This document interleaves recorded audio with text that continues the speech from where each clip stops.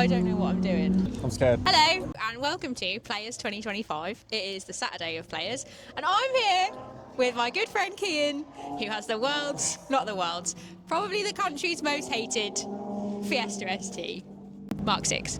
Hello Kian. Hello. I can't do this seriously because it's Kian. How old are you, Kian? I am 20 years old. Okay. And how long have you had the Fiesta? Probably about coming up 3 years, I reckon. But I've only been driving for 2 years. How long has it looked like this? Well, I started, I suppose, the more stance look of the build about pretty much a year ago. But it was more track inspired before. But so before this, it was just on coilovers. yeah, and coilovers, different wheels. You had Turbo Max on, right? Yeah, White 1552 Turbo Max. I had a set of cams, an inlet, all stuff like that ready to go. Not big power, but I suppose good power NA for one of these, and just have fun, fast road track use. But I decided not to anymore. And then you decided to make your car undrivable. Jokes, it is drivable. So what made you change your mind and what inspired you to go for stance over track spec? Well, I had everything sat in the bedroom ready for track spec, and then I shouldn't have done it, but I let my mate drive it in Asda car park, as you do when you're mates with people, and he went straight up like probably a good 3-4 inch curb and wrote the whole front end of the motor off. So I thought I was then becoming mates with like Brandon and all you lot, and I thought, fuck and we it. led him astray. Yeah, I thought why not? Since I've got to change wheels, do a whole front end, I might as well get the front end smoothed, painted.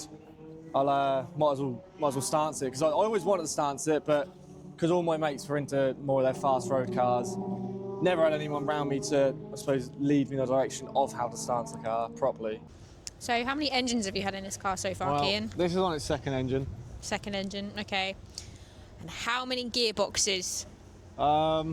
Start to lose count, but I believe it's 5. So it's 5th gearbox. I mean, like I said, when I had it more track spec, I used to drive it like an absolute idiot. Absolute hooligan. I mean, I probably shouldn't say this, but when I was on L plates, like, On a private road? Yes. Somewhere in Mexico. How long ago did you put the last gearbox in? Oh, God, I don't know, actually. It's probably way before all the stance stuff, so... So is actually Stance Life treating you well, gearbox-wise, I guess, then? I mean, with everything, to be fair, since I've stanced it, I know everyone's going to say, oh, that don't make sense because you make the car drive worse. I've broke less stuff having it stanced than when I had it set up for track. It was broken absolutely every weekend when I was driving like a hooligan. Broke a free drive shaft, so right, or something? I don't know. Yeah, I mean, that was my own fault. I extended my lowers. Car was driving fine, so I thought, oh, I don't need a drive shaft spacer, and then it just randomly popped. But it is what it is, got over it. Yeah. Car had no issues with the car, just had to space the drive shaft out a little bit. Mint. Hopefully we'll stay on gearbox number 5. Yeah. So you've smoothed the front end. What else have you done to the front end? Well, I had the front bumper smooth, the bottom grille smooth. I got a top grille smoothed as well. Colour coded the front splitter, colour coded the fog light surrounds. I had the headlights stripped, colour coded the headlights. Got nice new chrome trims for the headlights as well, just so it makes it pop with like the chrome dishes. Yeah, they do look really fresh, to be fair. Like again, like the chrome banner and stuff like that. It's just the accents I want to go for. I want to go for the chrome accents because it just pops with the blue. Yeah. And now let's talk about the elephant in the room. The camber. So how many degrees of camber is this? Well, I've never had it properly aligned, but when you do the old iPhone trick on the measuring angle finder, it always comes back as it flickers between -15, -16. -16. So, Not yeah, great on just a UK little roads, but just a tiny bit, yeah. Just a little bit. So wheels, obviously you've got your RH, what are they, ZW3s? Obviously not on the front at the moment because cracked a barrel. I cracked a barrel on the way to Tuck the other weekend. So obviously borrowing those off lovely Brandon at the Brandon's let me moment. borrow them. Because that's what you do for your friends. And it's same camber front and rear, isn't it? Yeah, literally matching front and rear. This is so... Can we all just appreciate, obviously actually this is now change the topic, but this is static. This is not aired out, it's not hydroed out. This is on, it is coilovers, right? Yeah. So this is on coilovers, but tell me what you've done to your coilovers. If you would like, well, feel free to not answer the question. The coilovers are they're just cheap coilovers, because I thought, well, at the end of the day, I'm going stiff springs. I'm not going to be using the shocks. So I think my rear. I originally had the Pro Sports when I very first got the car on my L plates. Just do a little cheap build. I wasn't thinking about doing nothing too special with it. I just want a little car to enjoy on L plates, and then year or two, and then probably sell it. But ain't gonna happen now. So it's on Pro Sports on the rear, but then I've got 24K shortened springs from BC on the rear. Stiff. Yeah, that's stiff. Very stiff. Same up the front, but the fronts, they're actually Stance Plus coilovers on the front for the fact the bottom of the strut that goes into the hub, the gas chamber doesn't go all the way down. So you can, the way I've done it, I've actually had it like custom struts made pretty much. At the bottom where it goes in the hub, I've had it slit and welded at an angle. Probably about 8-9 degrees I've had it welded to. So then as I pull it into the hub and pull it over into the strut tower, it obviously kicks the hub over. And then I've partnered that with some MK6 adjustable top mounts, and I've extended my lower ball joints for the Camber as well. So this is really like actually quite a lot of custom work to get it to look like that, sit like that, have that much camber. And obviously the amount of people who will just be like, what the F? Like, yeah, it looks broken, it's on washers, like all that, you know, F you. So if we just come round to the back of the car, obviously this is a new addition, the, what do you call this, a mid? Well, yeah, I suppose a mid spoiler? Boot, yeah, mid boot spoiler. So how did you make this? So this is a standard spoiler. Well, yeah, that's just off like a standard like 1.4 gear. Well, not even a gear, it's a Z-Tech. It's like a 1.4 Z-Tech, but I cut out the middle. It has unfortunately cracked. Fiberglass. But that is what it is, especially when it's bolted to a pretty stiff motor. Very stiff motor. Had it fiberglass. Well, I fiberglassed it. Well, me and you did such a good job. it. His first time fiberglassing, and it came out really well. Yeah, so it was all right. But I reinforced all the in the middle with some like thick bar. Put a load of like this chemical like 2-in-1 mixture in it just to strengthen it all. And then same with the ends. Ends got reshaped. It's just another one of those features that you never see done. It's on, just like, different, a isn't motor it? like And like this, considering it's not meant to be a spoiler that sits there, it actually does look like it goes there quite well. Yeah. So I rate that. Yeah. Well, the problem is with these, they're such a common car now. Everyone does them the exact same way. That is the thing, and especially with Mark 6 Fiestas as well, they are all 9 times out of 10. Most of them are like track spec, aren't they? It's just sort of like coilovers and like one-piece wheels or whatever. We have the famous 4-foot exhaust. It's not 4 foot, but a police officer said it was 4 foot. Yeah. I mean, not being funny, I wouldn't even really say it's that much bigger than an iPhone. So no. If that's like 3 foot, mate, I think you need to get your to be fair to him, if he was talking about actual foot size, I'm a size 5, so that is technically 5 foot, I guess. So maybe if you chop my toes off, then it would be a 4 foot, a foot. Well, I went home and I measured it, and it was 9 inches, but it was 9 inches from the diffuser. From what I found out from an MOT tester, it's actually the furthest part on the back of your car, yeah, so which to will be be my fair, bumper. you would actually be like middle of the bumper. So you'd really be talking there. So actually, I don't even know what that is. This much. Girl math, it's that big. It's probably sticking out realistically about 6. I'll give it 7 inches just to overcompensate like Matey Boy did. What a typical man, hey? You're sticking with the rear end. Your rear spoiler, is that the standard spoiler? Yeah, that's just a standard ST. And then you've just tilted it for, you know, hot boy points. Yeah, just some and hot boy whatnot. points, I suppose. Yeah, no, it looks good. All spoilers should be tilted in my opinion. Not all of them, that's a lie. How have you tilted the spoiler? I suppose a bit of a bodge way, but it works if it works. So there's 2 bolts here, one each side. Unbolt them from inside the boot, and then literally chucked a couple of washers in the gap just to hoik it up, and then filled it with some sealant so water can't get in my boot and whatnot. But I don't think it looks bad. I mean, now I've said it, if you look over the car, you might notice it, but you probably wouldn't have noticed the sealant in it before. But yeah, I didn't know that actually, and I look at this car a lot. It's on my driveway most days. The only way of doing it is then fiberglass and all this to smooth it in. But again, on a motor that's this stiff, it's going to crack and it's going to look. Yeah. Tell me about your wing mirrors, Normally, Kian. the wing mirrors will have all this that will be like a textured, like the black, grey, black, horrible colour. So when Brandon was spraying my front end, he smoothed all these out, so they're just nice and smooth now. Colour matched these, colour matched all the wing mirrors, and then normally you'd have a side repeater in here. Oh God, yeah, I didn't even notice that. We've actually smoothed it, and then I've done the Mark II Focus ST wing mirror conversion, which it's all the same. The housing's all the same. The only difference is the cap. You change the caps. You basically cut out on the inside for the indicators, and then you just extend your 2 wires that would be in here up through and just pretty much into the wing mirror. That's really cool. And actually, I now feel like a bad friend because I didn't know this about this car.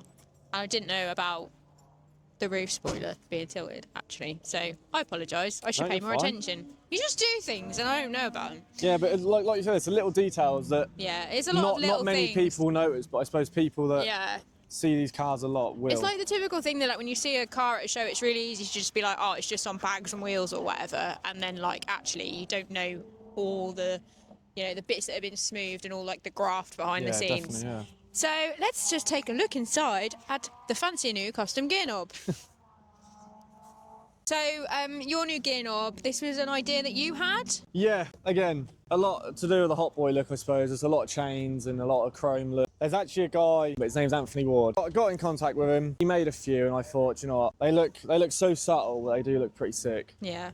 And it's really cool because I've not seen anyone else who has got like a chain style gear knob like that, especially that long and thin. I don't know how to say it without saying it, really, guys. And then obviously you sent it off for polishing, so it's now looking very, very gleaming. And then obviously interior wise as well, you've got some nice Recaros. Yeah, what model are Escort they? RS Turbo. They came up stupid cheap on Facebook. Yeah. Like an hour drive, they were like 120 quid, and they're a seat I've always wanted, but this was when I wasn't so going for the hot boy look, I suppose. Yeah. I was on like -6, -9 degrees. I suppose it's still quite a lot, I suppose. For most cars, yeah. I was trying to go down just like a clean route look at the car. Like I said, they were so cheap. I thought I cannot get them. Even if I just got them random and sold them, I could make my money back easy on them. Yeah. No, I like them, to be fair. I like the little contrast of the red on them against the blue. Does look really good. I do want to get them retrimmed. Yeah. But that won't be until respray, and then I'll start on the interior. Yeah. Smooth a few more panels out and stuff. And as well, when you've paid like not a lot for the seats, it's not so bad then when you have to pay to get them retrimmed. But when you're forking out like people spending thousands of pounds on the seats and then getting them retrimmed, it's just a lot. But yes, no, very cool. Just OEM plus vibes in the interior at the moment. So just going back to your tyres and your stretch, obviously, because you have to run quite a lot of stretch to have this much camber and achieve that tuck. So how do you keep on top of your pressures in your tyres? So I have these valve caps. They're not these ones. Actually in the car. They're basically a TPMS sensor. You'll unscrew your valve cap. You'll basically pull it back. You'll put it onto where your valve cap obviously goes. And then on the interior, there I have a little box in there that you can either charge it through USB or it will recharge itself through like solar panel. Oh, I didn't know that because I actually have some of these at home and I've not actually taken them out of the box yet. So that's quite handy to know. But you can set it I'm not so going to slam that any harder. if you go below a certain pressure, the box will start beeping at you and basically tell you like for instance, if you're losing pressures quick, you've probably debeaded or you've cracked the wheel. Yeah. But it's just handy, especially like in a car like this with this much stretch and how static it is. When you hit a bump and you're sitting, you're like, oh, have I cracked? You can just look at the box. If your pressures are dropping, you can pull straight over. Yeah. So you can save like cracking wheels like I did. I mean, when I cracked mine, we didn't even know. We drove probably 15, 20 minutes from home. Luckily, I said, oh, I'm just going to get some fuel, check my pressures. And when I checked them, it was cracked. But so yeah, if you hadn't have checked him, you could have got a couple minutes down the road and then debeaded. That could have been and especially, dreadful. like, I mean, I don't know what PSI you're running, but when I had, not so much now, I mean, I'm still running 50 PSI, but when I was a slightly lower tyre size, I had to run like 70 PSI just to keep it on the bead. Yeah. So obviously then if you're dropping, it can be quite a little amount it has to drop before it can actually then debead anyway. So probably a good idea. If you have stretch, get TPMS sensors. They're only cheap. They're about 20, I think they range from about 20 to 30 quid. You can get them on Amazon, next day delivery. So there's no excuse of having to wait.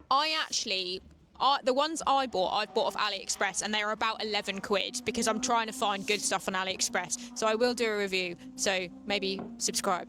So what are your plans for motor? Well, there'll be a few more panels getting smooth. I mean, this will probably be my last show this year, just for the obviously unfortunate events of what happened at Tux with getting a PG9. I mean, that's all sorted now, but the cracked wheel is, it has been welded. It's been welded well. They are for sale if you want to buy them. Someone buy some ZW3s. They will be fine to run. It's just with the amount of camber I have and the stretch, it's just They will be fine for a typical person who's just on like bags, it's just, like it's not just much too camber. too much risk for me to be running It's a lot of pressure on a small area, whereas obviously when you don't have that much camber, it's spread across the whole wheel. So yeah.